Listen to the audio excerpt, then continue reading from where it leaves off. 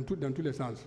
C'est pourquoi, en cas de manifestation, vous êtes toujours derrière les On manifestants. est toujours derrière. Je prends l'exemple parce que, bon, là, c'est au mois d'août 2009, son arrivée de l'étranger, il a été escorté de l'aéroport jusqu'à son siège. On a marché à pied. Idem que le leader Mouktar. Oui. Voilà, idem aussi que lui aussi, il est venu faire son meeting au rond-point d'Amdallah. On a marché à pied et il y avait des jeunes qui étaient dans les véhicules, sur les motos. Et nous, on a marché à pied de l'aéroport jusqu'au rond-point Amdallah. Oui, ça c'est exact, c'est parfait. Je me rappelle de cette date. Une foule vraiment impressionnante, compacte. Oh, et là, cette date même était content ce jour-là. Oui. Et il vous a félicité. Tout à fait. Je continue. Et ce jour-là, la foule-là était plus nombreuse que la foule du 28 septembre. Oui. Je continue.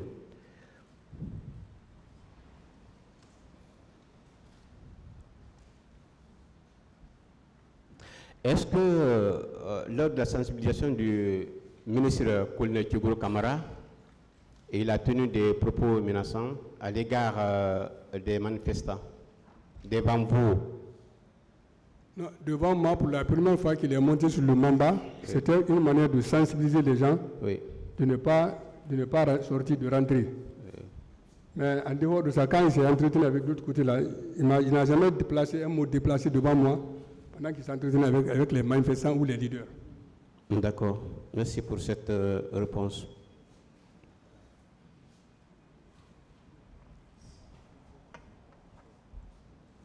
Il a donné l'ordre devant vous pour bastonner un manifestant? Il ne m'a jamais donné les ordres. Il n'est pas fait pour ça. Les gendarmes de profession, ce n'est pas normal. Voilà. Quelqu'un qui a été applaudi par les manifestants, par une foule. Est-ce que cette personne peut se permettre de menacer, de bastonner et injurier? Est-ce que cela est possible? Ça me surprendra. D'accord.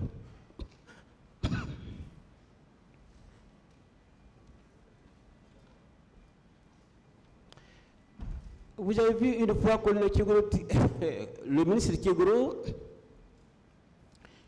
tirer sur un manifestant? Le temps qu'on a fait, je ne l'ai jamais vu avec une arme là-bas. D'accord. Parce que ce sont des infractions qui sont articulées contre le ministre Thiogoro.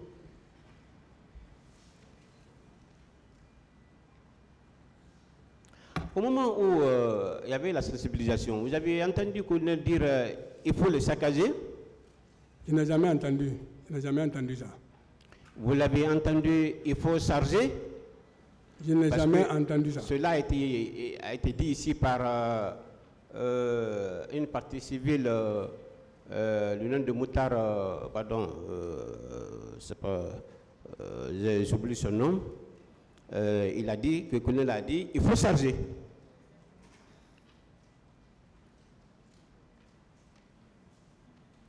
Est-ce que vous avez entendu le colonel Thiogoro dire, on va vous tuer tous? Je n'ai jamais entendu. Jamais du tout. Devant moi, je n'ai jamais entendu. Nous avons appris ça ici, que le colonel Thiogoro aurait dit qu'ils vont tuer les leaders ou les arrêter. Vous l'avez entendu ça? Jamais du tout. Bien. Je vais revenir à l'une de mes questions qui a été posée par le ministère public, le procureur.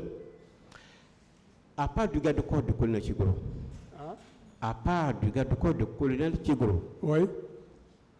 Est-ce que d'autres militaires à côté étaient arborés de béret rouge, à part de son garde-corps? Personne d'autre n'a porté le béret rouge. Nous, c'était des gendarmes qui étaient là-bas. Le seul béret rouge, c'est là on l'a trouvé. Il a été, et ça, lui, il doit même être un parent à lui, le béret-là. D'accord. Ça c'est clair. Déjà, autant de CNDD, tous les ministres, chaque ministre avait un garde-corps, oui. Arboré de béret rouge, n'est-ce pas? Tout à fait. Voilà. Il faut que le ministère public comprenne cela.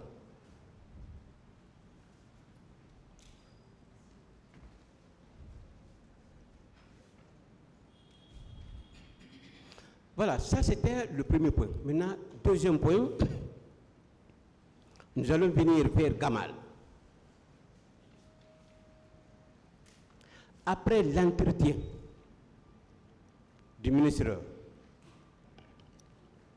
colonel Tchigoro, est-ce que le ministre a menacé le leader ce jour-là, à partir du Gamal? Cela ne s'est jamais passé devant moi. Je ne l'ai jamais vu ni entendu. Mais je crois qu'ils se sont bien séparés quand même. Je pense bien qu'ils se sont bien séparés. Très bien séparés. Sans incident. Pas du tout. Avec beaucoup de courtoisie. Oui.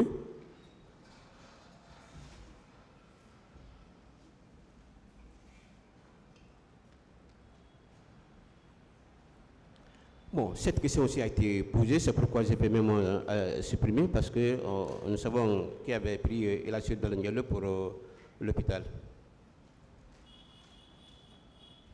Ce jour-là, mon colonel, oui. Est-ce que vous avez vu M. Sidia Touré? Sidia Touré, bon.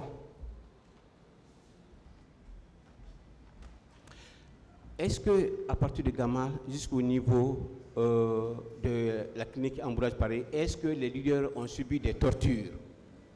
À votre connaissance? À ma connaissance, parce que non seulement j'étais devant l'annexe du stade là, si ils ont été torturés, ça ne s'est pas fait devant moi. D'accord. Je vais terminer. Le troisième point, en ce qui concerne les infractions qui sont articulées contre le ministre Tchigoro Kamara. Il y a plusieurs infractions.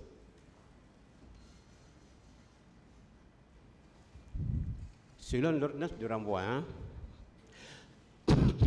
est-ce que vous avez vu que le Tchigoro Kamara tirait sur un manifestant?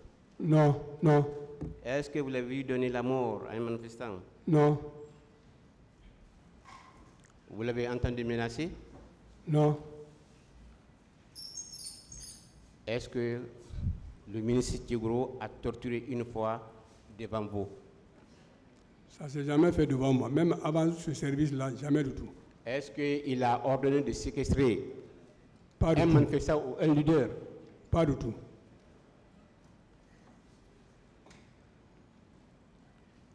Alors, je vais revenir pour terminer ma question. Au niveau de l'antidrogue, l'antidrogue, oui. Cette affaire de conteneurs, est-ce qu'il y avait des conteneurs là-bas? À ma connaissance, non. Vous l'avez jamais dit? Non, pas du tout. Effectivement, puisque la plupart des parties civiles ont témoigné cela, qu'il n'y avait pas de conteneur, contrairement à 12 personnes. Merci, Monsieur le Président. Merci, Monsieur les assesseurs. Je n'ai terminé. Je vous remercie, mon colonel. Merci.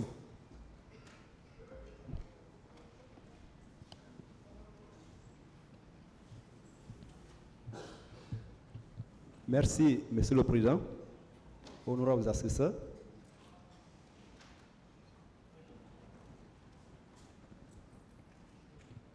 Mon colonel. Maître.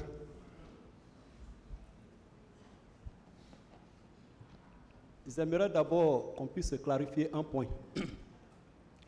Sur le nombre d'équipes constituées à la date du 28 septembre 2009. Je n'ai pas compris. J'ai dit, j'aimerais qu'on clarifie un point, notamment le nombre d'équipes constituées à la date du 28 septembre 2009. Selon vous, il y avait 2 équipes, n'est-ce pas? Oui, 2 groupes. Cependant, l'un de vos collègues a bien précisé qu'il y avait 3 équipes. Il s'agit de M. Fariba Kamara, qu'il était lui-même l'un des chefs d'équipe, et la deuxième équipe du moins, s'il vous plaît, la deuxième équipe était constituée, était dirigée du moins par le colonel Blaise Goum, et vous étiez chef de la 3e équipe. Qu'en dites-vous? S'il a dit certainement, lui, il a des mémoires, il a retenu, mais moi, je ne me rappelle pas le nombre d'équipes qui étaient là.